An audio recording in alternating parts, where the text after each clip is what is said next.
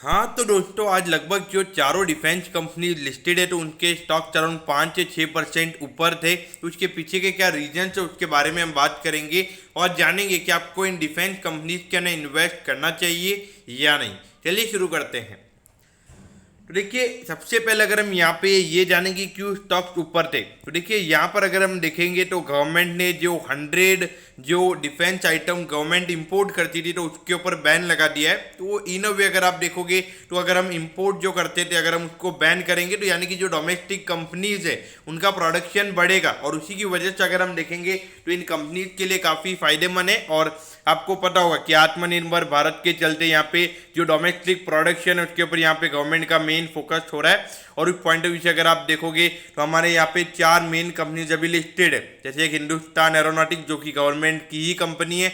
उसके अलावा अगर हम देखेंगे 3 प्राइवेट प्लेयर्स में एमटा टेक्नोलॉजीज, डेटा पैटर्न और पारस डिफेंस, ये 3 कंपनीज भी लिस्टेड है। और ये तीनों कंपनीज के जो स्टॉक के प्राइसेस की अगर हम बात करेंगे मोर देन 5% हमने आज ऊपर देखे हैं।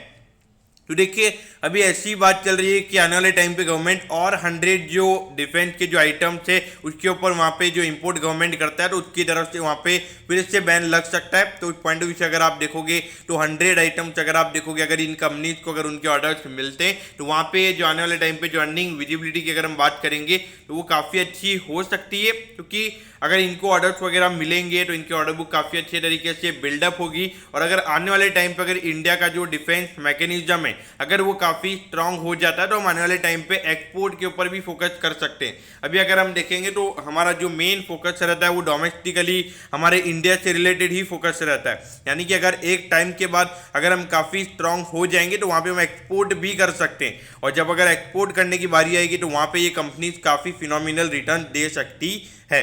अब ऐसा मैं क्यों बोल रहा हूँ, क्योंकि देखिए ये जो तीनों कंपनीज की अगर हम बात करेंगे लगभग 30 से 40 करोड़ का नेट प्रॉफिट इस कंपनीज का है। और अगर हम रेवेन्यू के नंबर्स की बात करेंगे तो हार्डली 300 से 400 करोड़ का पूरे साल का रेवेन्यू हमें इन कंपनीज का नजर आता है। देखिए, अगर आने वाले टाइम पे देखेंगे अगर हजार 2,000 करोड़ के रेवेन्यू के नंबर्स अगर इन कंपनीज के होंगे और अगर वहाँ पे प्रॉफिटेबिलिटी पॉइंट ऑफ व्यू से अगर हम बात करेंगे तो वो काफ़ी यहाँ पे अच्छी हो सकती है। मिनिमम अगर हम देखेंगे इन प्राइवेट कंपनीज का लगभग 10 से 12% का नेट प्रॉफिट का मार्जिन रहता है। तो उस पॉइंट ऑफ व्यू से अगर हम देखेंगे तो काफ़ी तरीके से नंबर ग्रो हो सकते हैं। तो अभी ये तीनों कंपनीज की अगर हम बात करेंगे स्मॉल कैप कंपनीज है, आने वाले टाइम पे इन तीनों में से कोई 1-2 कंपनी हमें मिड कैप या लार्ज कैप बनती हुई नजर आ सकती है। तो उस पॉइंट ऑफ व्यू से मेरे ख्याल से ये पूरा जो सेक्टर है, डिफेंस वाला जो सेक्टर है, ये काफ़ी अच्छा हमें नजर आता है।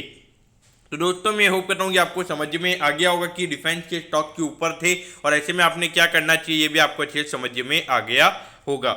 ओके दोस्तों, thank you, have a nice day.